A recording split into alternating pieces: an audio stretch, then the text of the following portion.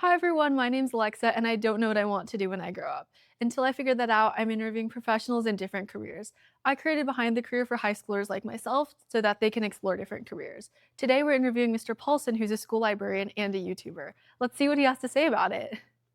So, thanks so much for Mr. Paulson for being on the podcast. Well, we should note that I was your school librarian from Yes. kindergarten through fifth grade. So what an honor it is for me to see you again now in high school. This is great. Thank you for having me. Yeah, I'm so excited to ask questions about it. So, first of all, you're a librarian. I feel like a lot of people know kind of what that is, but what is it that you do? My job is just to help people find information, whether that's for personal interest or for their studies. I try to help people gain a love of reading so they become lifelong readers.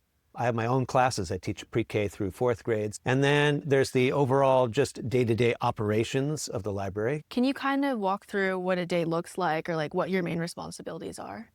Sure. I start every morning, 7:40. Students who come early can come to library to just hang out or to do their schoolwork. I love the library as a social place. So the library is open every day to every student at some recess time. I have a fifth grade advisory, so we will start every morning in advisory class, a little homeroom just to check in. We play some sort of fun game, go over announcements and things like that before the school day starts. And then I have recess duties with the lower school, classes that I teach. I go into some of the lower school classes dressed up as different Yeah, characters. Maybe you remember, astronaut. yeah, as an astronaut recently. When they finish little lessons, like an animal study in third grade, I will dress up as a zookeeper and come in and answer some questions that they may have. So, And then I'm just curious, do these kids know it's you or do they think? oh, without a doubt. Yeah, there is no suspension of disbelief. They're like, Mr. Paulson, we know it's you. And like, yes, yes. Oh, yeah. That's hilarious. Could you tell us more about these classes you teach? In second grade, we talk about story creation, what makes a good story, dialogue, details, character development, things like that. Third grade, we're working on fables right now. So I have, I have a curriculum and I have lessons based on that curriculum. So story time, and then the last 10 or 15 minutes of class is just a chance for them to explore and check out books. And what's it like working with students that are like all different ages? Oh, I love it. It is great working with kids of all ages, especially the young kids. I think they appreciate having an energetic, enthusiastic librarian. So they're excited to come to library class. The younger kids especially treat me like a little bit like a rock star here. I was like, Mr. Paulson, hello. But really, my favorite part of the job is being able to develop relationships with students over many years. There are some students who who have recently graduated, who I've worked with for 10, 11 years. So Wow. to watch them grow, to build that relationship with them is very meaningful and special to me. And it's just, I, the job really keeps me young. Anything else you want to say about being a I librarian? do something called the African Library Project. We send 1,000 books to a school that has no books. And I just finished packing our 17th library. So we have, as a school community, have sent over 17,000 books to children in Africa. And so for students to be able to learn to read and speak English so they can get higher education and move away from a life of farming is really important. And then taking a step back, how did you get to becoming a librarian? Well, that's one of the things I wanted your viewers to know is this is not my first career, right? And it's okay to not know exactly what you want to do. I left college and worked in advertising for 2.5 years, and that was fun. It was a lot of work, stressful, and then the economy collapsed. I was laid off. And starting from square one, and I did not know what I wanted to do. So I thought about what was important to me, and what was important to me was helping others. So for 1 year, I was a 911 emergency operator for the city of Palo Alto, and that Wow. was a really stressful job. And I wasn't quite helping people. I was sort of the middleman to help. I would take phone calls and send police or firemen to the scene, not know exactly what happened in many calls. So I had one of those moments in the movies where I was like, this is not what I wanted to do with my life. So again, back to square one. So now I'm like, I want a job that's not super stressful and I can help others. So I found a job as a library clerk at a small school, and it was a lot of fun. I was helping people, and I learned that I was really good with kids. There was not a librarian, so I was doing the job of a librarian just as a library clerk. And then really to go anywhere in the field, you have to have your master's degree. So I was working full-time at Lippman Middle School. I was working part-time at the Mountain View Public Library as a teen librarian, and going to graduate school to get my master's in library and information Wow. sciences. So you just took a chance and thought like library is why not? Well, I thought a little bit about teaching, but again, I saw this library clerk job, and I decided to. I think I'd be good working with kids, and like I said, I wanted to help people. So I did take a little bit of a risk, and it paid off. Yes.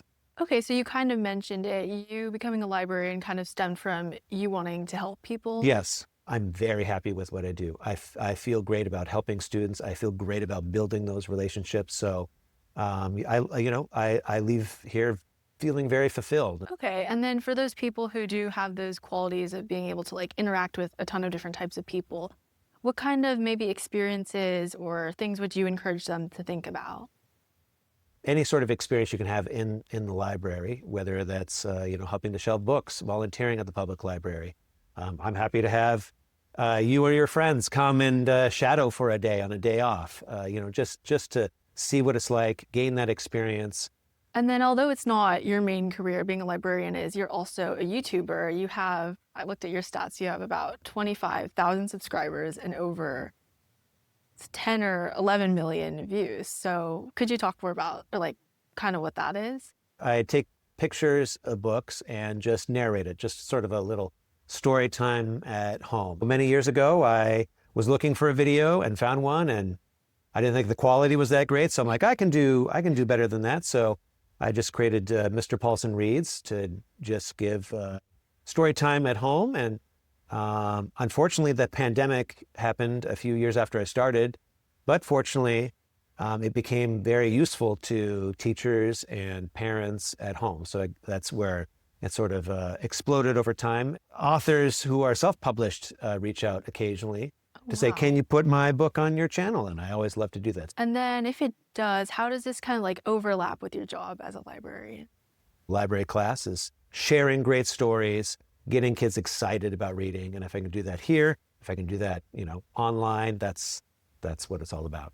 So what you're saying is you kind of see this like story time here in the library and online as a step to children learning how to like speak and read? It's more to develop a lifelong love of reading. That's the main goal. I want kids who are maybe reluctant readers to come in and see the benefits of story time, to fall in love with story time, to hear great stories that they would not pick up by themselves on their own. What's like the biggest thing you learned, or how has your style kind of changed? I sometimes remember when I'm about to record myself reading, like put a smile on my face because they can hear the smile. I think a couple stories, if you listen to them at the beginning, I'm reading really, really fast. It might be a longer book, so I'm trying to get through it really quickly. So I'm trying I'm trying to make sure I set a good pace for myself. And then the only complicated thing is if I pick a book with a lot of different characters who are speaking, is remembering what voice I use for what character. And hopefully I don't mess that up too much. Yeah, I love story time. I think my favorite was, I don't remember her name. It was like Gooneyberg Green. Gooneyberg Green. Really? Did I get Oh, yes. Yes. So Really? Gooneyberg Green is story creation in second grade, fables in third grade. I still read. Wow. I still read the 2 to 3. I still read 3 Gooneyberg Green chapter books during second and third grade. Wow. So I'm so glad that you actually remember some of the books that I read. That is fantastic. It was a huge trend in my class. She always sat in the middle, so everyone wanted to sit in the middle. Frindle, everyone called their writing utensils the frindle for like years. You have made my day that you remember some of the stories that I have read to you in second and third grade. That is fantastic. I love story time. Wow. That is, you've made my year. Aww. My goodness. I'm so glad that people remember. Of course, yeah. So before we end, is there anything else you'd like to add? Librarianship is just, for me personally, is just so much fun. You know, I mean, getting to see you again after all these years is really meaningful to me. Building those relationships, you know, helping students, you know, become passionate about reading. It is a fantastic, fantastic job, and I love it, and I encourage people to explore it. Great. Thanks so much, Mr. Paulson, for being on the podcast. Thank you for having me. This means a lot to me.